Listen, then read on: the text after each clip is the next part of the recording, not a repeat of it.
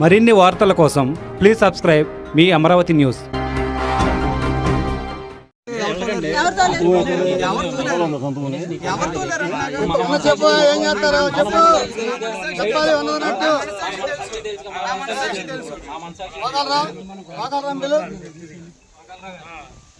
మట్టి చదువుతున్నారు లేదా రాత్రులు పగలు చెప్పు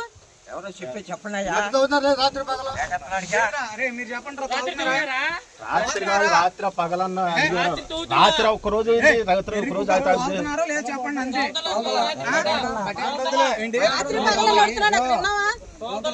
పంచాయతీ వద్దండి. ఎస్ఐ గారు మేము రిపోర్ట్ పెట్టాం. ఎవరెవరు తోలుతున్నారు వాళ్ళ మీద మీరు యాక్షన్ తీసుకోండి. వీళ్ళు ఏంటంటే వాళ్ళకి అన్ని తెలిసి మాట్లాడుతున్నప్పుడు మనం మాట్లాడతాం. నిజంగా తప్పు చేయండి. వాళ్ళకి ఏం తెలియకుండా మాట్లాడుతున్నారు అనుకోండి, మనం సమాధానం చెప్పచ్చు. వాళ్ళకి అన్నీ తెలుసు. అది ఏం జరుగుతుందో, ఎవరు తోలుతున్నారో, ఎక్కడ అమ్ముతున్నారో, ఎవరెవరికి ఓటాలు ఇస్తున్నారో అవన్నీ అందరికి తెలుసు. సరే, అవునా మా ఓటా ఇవ్వట్లేదని నేను వచ్చి ఓటా అడిగా కదా. నువ్వు నాకు ఓటా ఇస్తే నేను తీసుకునేవాడిని. నాకేం లేదుగా. నాకు అదే వ్యాపారం కదా లెగిస్తే అదంతా అదే వ్యాపారం. మరి మాట్లాడకూడదు, తప్పు చేసి మాట్లాడకూడదుగా. ఏమవుతుంది ఎవరిగా నాగానే అంతే మీకైనా అంతే.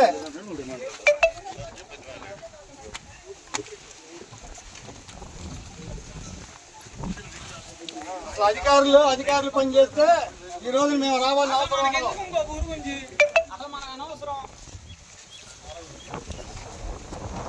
అధికారులు మీకు కనబడుతుంది రోడ్డు ఏమన్నా మట్టి వెళ్తున్నప్పుడు ఆపితే ఈ రోజు మేము రావాలని అవసరం లేదు. ఊళ్ళో కాదు, ఎక్కడో స్పాట్ తెలియాలి. స్పాట్ లో పట్టుకోవాలి. స్పాట్ లో పట్టుకున్న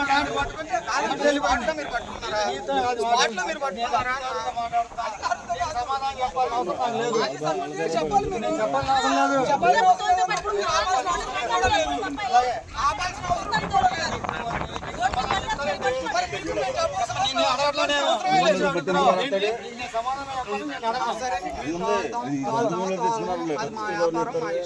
మా ఊరు వాళ్ళు ఇష్టం. మీకు సంబంధం లేని మ్యాటర్ మీరు కలెక్ట్ చేసుకోవద్దు. దయచేసి మీరు ఏమైనా చెప్పుకోగలిగితే ఊళ్ళతో గొడవపడి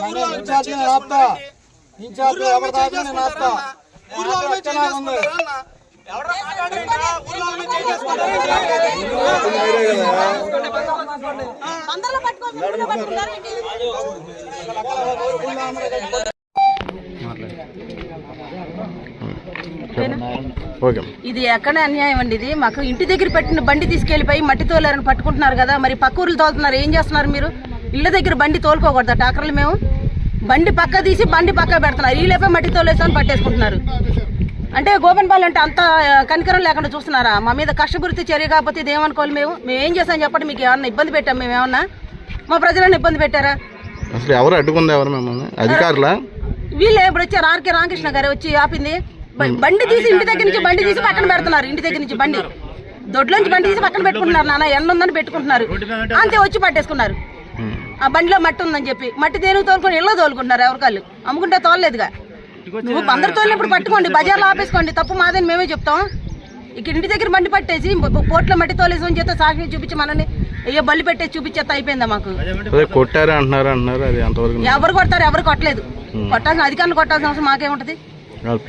కొట్టారు ఎవరు కొట్టలేదండి. వాళ్ళు కావాలని ఈయన కక్ష కట్టుకుని మా మీద వాళ్ళు తీర్చుకున్న పాగేది. అంత అది ఆయనకే తెలియాలి. దేనికన్నది గోపన్పల్లి ప్రజలు ఎదగకూడదు. మేము వచ్చి మాట్లాడకూడదు బయటకు. ఇవన్నీ కాదండి, సొంత భూమిలో మాకు పొలాలు సరిగా పండగ మెరకున్న భూముల్లో మేము ఒక ట్రక్కు 2 ట్రక్కులో మట్టి తీసుకుని మా ఇంటి ముందు ఏదైతే ఈ గొయ్యి ఉంటుందో ఆ గొయ్యి పూడ్చుకుంటాం, మట్టి తీసుకుంటాం.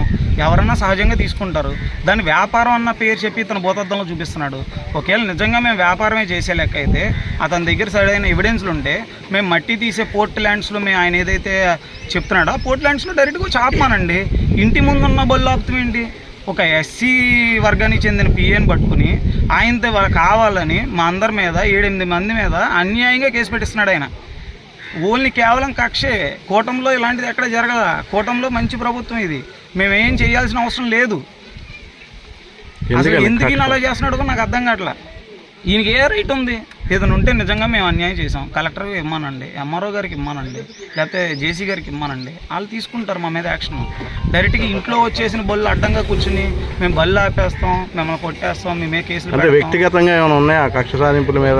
దాంట్లో భాగంగా వస్తున్నారా? వ్యక్తిగతంగా కూడా మా ఇద్దరికి ఏం పెద్ద కక్షలు ఏం లేవండి. మరి ఆయన ఎందుకని వాళ్ళ ఈ మధ్యన పబ్లిసిటీ స్టంట్ కోసం ఏమనుకుంటున్నాం, మరి ఆర్కే గారు పెద్దగా మీడియాలో కనపడతలేదు కదా ఈ మధ్యన, దానికోసం ఏమన్నా పబ్లిసిటీ స్టంట్ కోసం టీడీపీ వాళ్ళని ఏదో బ్లేమ్ చేద్దాం అని చెప్పి కొల్ రవీంద్ర గారి నాయకత్వాన్ని బ్యాట్ చేద్దాం అని చెప్పి ఏం లేదు. మేము 4 సార్లు సర్పంచ్గా చేసాం గోపన్పాలెంలో. మేము ఎలాంటి అన్యాయం చేస్తే మేము గెలవాల్సిన అవసరం ఉంది? వైసీపీ అంత ఇదిగా ఉన్నప్పుడు కూడా మా గ్రామంలో 34 ఓట్లు వైసీపీకి పండి మేము గెలిచాం, అధికారంలో ఉన్నాం. మేము అన్యాయాలు చేసేసి అక్రమాలు చేస్తే ఉంది. ఇప్పుడు ఊరినే పోలీసుని అడ్డం పెట్టుకుని ఆర్కే గారు ఒక ఇన్ఛార్జ్ అని చెప్పేసి మా మీద కక్ష పెట్టేసి ఊరినే పబ్లిసిటీ స్టంట్ కోసం ఇది పెడతాం అనేది కరెక్ట్ కాదు. ఎవరికి వాటాలు ఇచ్చామంటాడేంటి? ఆయనకి వాటా ఇవ్వలేదని పోనీ వాళ్ళు వచ్చింది దేనికి వచ్చాడు? మేము ఎవరికి వాటాలు ఇస్తాం చూసాడు ఆయన. ఊరినే టైం పాస్ మాటలు ఇవన్నీ కాసేపు పబ్లిసిటీ స్టంట్ కోసం. మేము తప్పకుండా దీని మీద యాక్షన్ తీసుకుంటాం, మాకు న్యాయం జరిగే వరకు మేము పోరాడతాం. ఈ ఆర్కే గారు ఏంటంటే టైం పాస్ మాటలు కొద్దిగా మానుకుంటే చాలా బాగుంటుంది. అంటే కూటమిలో భాగస్వామైనా కానీ మీ మీద ఎందుకు అంత ఇదిగా పట్టుబడతాం? మీకు తెలియదు కాదు కదండి, మొన్న మా ఊరు గ్రామస్తులు ఎవరైతే ఇల్లు పడేశారో ఆర్కే గారు స్లాబ్ వేసుకోమన్నారు, పడేశారు, మేము వాళ్ళ వెనకాల నిలబడ్డాం. దానివల్ల ఏదో ఆర్కే గారికి కొద్ది బ్యాడ్ నేమ్ వచ్చింది, ఆయన వల్ల కాలేదని. దానివల్ల ఏదో రివెంజ్ తీర్చుకుంటాకు వచ్చాడు తప్పితే ఇది ఎంత మించి. ఇప్పుడు గవర్నమెంట్ వచ్చి 2 సంవత్సరాలు అవుతుంది. ఆయన చెప్పినట్టుగా మేము 500 ఎకరం 600 ఎకరం 1000 ఎకరం కొట్టాలంటే ఒక రోజులో 2 రోజుల్లో 3 రోజుల్లో కొట్టేది కాదు కదా, 5-6 సంవత్సరాలు పడుతుంది. మరి 5-6 సంవత్సరాలుగా ఆయన ఏ రోజు రాలేదే, గత 2 సంవత్సరాలుగా మరి ఏ రోజు రాలేదేంటి? అప్పుడు వాటాలు వెళ్ళినాయండి ఆయనకి, ఇప్పుడు వాటాలు వెళ్ళలేదని వచ్చాడా? వాటాలు అంటున్నారు కదా, మరి మొన్న కావాలని గొడవెట్టుకుంది ఆ ఇంటి గురించి మా అబ్బాయి నేను వెళ్ళి పోరాడాం, దానికి ఆయనకి బాధ అనిపించింది. ఏ విధాన్ని ఇప్పుడు వీళ్ళని బయట లాగాలని చూశాడు ఆయన. ఇంటి ముందు తీసుకొచ్చి మనుషులు పెట్టించి రెచ్చిపోతారు కదా జనాలు, అట్లా తీసుకొచ్చి బయట గొడవ చేసి కేసులు పెట్టిస్తున్నారు. సరే పెట్టండి చూద్దాం, రవీంద్ర గారికి చెప్పండి ఇవన్నీ, ఆయన చెప్తారుగా న్యాయం. రవీంద్ర గారు మాకేం కేసులు కొత్త కాదండి, నాన్ గవర్నమెంట్లో 21 కేసు పెట్టించుకున్నాం. ఈయన పెడితే 23వ కేసు అవుద్దు, లేకపోతే 22వ కేసు అవుద్దు. దాని మీద ఏం మమ్మల్ని ఉరేరు కదా. ఆయన ఏం చేయాలనుకుంటే చేయండి, మా ఊరోళ్ళ ఎలా ఇబ్బంది పెట్టాలనుకుంటే పెట్టండి. అతను వన్ సైడ్ ఓటింగ్ ఉన్నదాన్ని పాడు చేసుకుంటున్నాడు అనవసరంగా. గోపన్పాలెం జనసేన టీడీపీ తప్పితే ఇంకోటి గెలవు. అలాంటిది ఆయన కేవలం ఇబ్బంది పెట్టి మమ్మల్ని అనవసరంగా బ్యాడ్ చేసి రేపు పంచాయతీ ఎలక్షన్లకి ఏదో రకంగా ఇదావ చేసుకోవాలని చెప్పి అంతమించి ఏమీ లేదు.